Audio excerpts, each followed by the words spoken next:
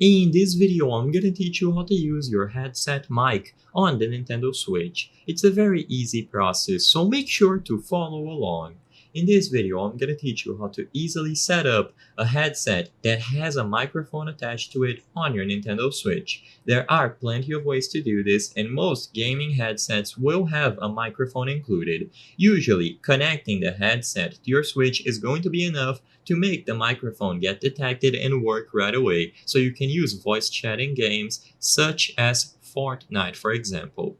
So all that you have to do to set up the mic on your gaming headset is to either connect it through a cable, wirelessly, or through Bluetooth. So for the first option, through a cable, all that you have to do is use the headphone jack, usually located close to the game card insertion place on your Switch, and as long as you connect the 3.5mm cable in there, the headset will get detected and the microphone will work natively.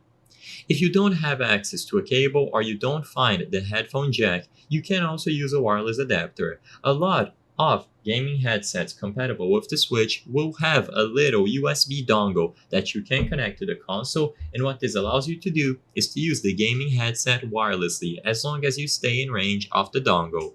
The last option is to go over to the system settings of your Switch, and in there you will be able to access the Bluetooth category, where you have the option to pair a new Bluetooth device.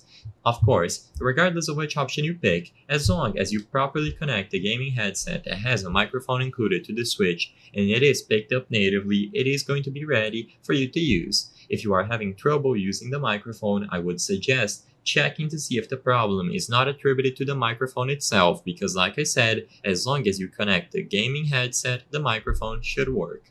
I hope I was able to help you on how to use headset mic on the Nintendo Switch. If this video helped you, please be sure to leave a like and subscribe for more very easy tips. Thank you for watching.